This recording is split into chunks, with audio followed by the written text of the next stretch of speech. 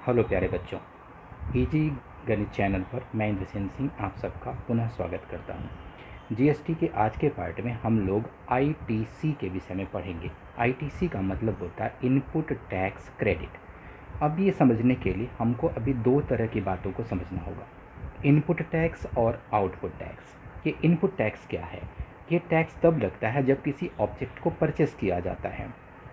जैसा कि हम लोगों ने पीछे वाले वीडियोज़ में देखा कि कोई किसी ऑब्जेक्ट को परचेस करता है, कोई भी शॉपकीपर या डीलर, तो वो जितने में परचेस करता है मतलब सेलिंग प्राइस, उस सेलिंग प्राइस पर वो टैक्स पे करता है। तो ये इनपुट टैक्स हुआ। और आउटपुट टैक्स का मतलब है कि टैक्स ऑन द सेल। जब कोई डीलर ऑब्जेक्ट को सेल करता है तो उस सेलिंग प्राइस पर जब वो टैक्स चार्ज करता है उसको यहाँ पे आउटपुट टैक्स कहते हैं। अब नेक्स्ट हमको ये पढ़ना है कि ये जो आईटीसी है मतलब इनपुट टैक्स क्रेडिट, इसका मतलब क्या है? इसका मतलब है कि टैक्स लायबिलिटी। आगे लिखा हुआ on the registered dealer. Dealer का मतलब है कि जिसके लिए भी वो पूछता है, जो अथॉराइज्ड है, उसी के लिए हमको ये टैक्स लायबिलिटी पता करनी है। सपोज दैट कि कोई सीरीज़ है ए बी सी और उसमें को बी ए से परचेस करता है और सी को बेचता है, तो हमको सबको नहीं निकालने की ज़रूरत नहीं है, ओनली जिसको वो पूछेगा उसी के लिए हमको ये टैक्स क्रेडिट फाइंड करनी है। तो टैक्स लायबिलिटी का मतलब हुआ कि output tax minus input tax. जो भी चैनल में है, चाहे वो डीलर है या शॉपकीपर है, वो जितने में ऑब्जेक्ट को बेचता है और जितने में ख़रीदता है, दोनों पर जो उसके टैक्सेस लगे हैं उन्हीं दोनों का डिफरेंस उसकी टैक्स लायबिलिटी बनती है।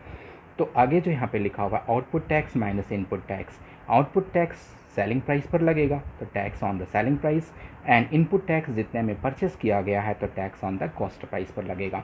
अगर हम टैक्स ऑन को हम यहाँ पे कॉमन कर लें तो ये selling price minus cost price हो जाएगा, और आप जानते हैं selling price minus cost price को हम प्रॉफिट भी बोलते हैं, तो टैक्स ऑन प्रॉफिट भी कर सकते हैं। अब इस चीज़ को समझने के लिए हमने एक एग्जाम्पल डिज़ाइन किया है, आप उसको अच्छे से देख सकते हैं। हमने एग्जाम्पल लिया है कि यहाँ पे एक सीरीज़ है जिसमें ए बी सी 3 लोग हैं।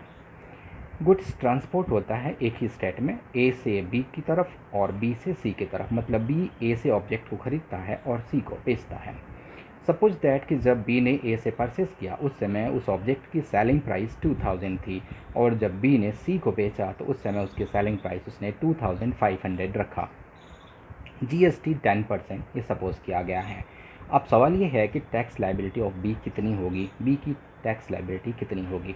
तो अभी हम लोगों ने पढ़ा कि टैक्स लायबिलिटी फाइंड करने के लिए हमको उस ए बी सी जो भी कस्टमर या कस्टमर नहीं, शॉपकीपर या डीलर जो भी है, तो उसका हमें टैक्स, इनपुट टैक्स और आउटपुट टैक्स पता होना चाहिए। तो टैक्स लायबिलिटी का फॉर्मूला जो पीछे हमने पढ़ा था, tax on the selling price minus cost price. चूँकि ये बी के लिए पूछा गया इसलिए फॉर बी हमने लिखा। अब टैक्स कितना लग रहा, 10%, तो 10% ऑफ दोनों का selling price minus cost price के वैल्यूज पुट कर दिया और इसका डिफरेंस आता है 500। तो 10% ऑफ 500 किया तो हमारा ये आंसर आया, ये टैक्स लायबिलिटी बनती है।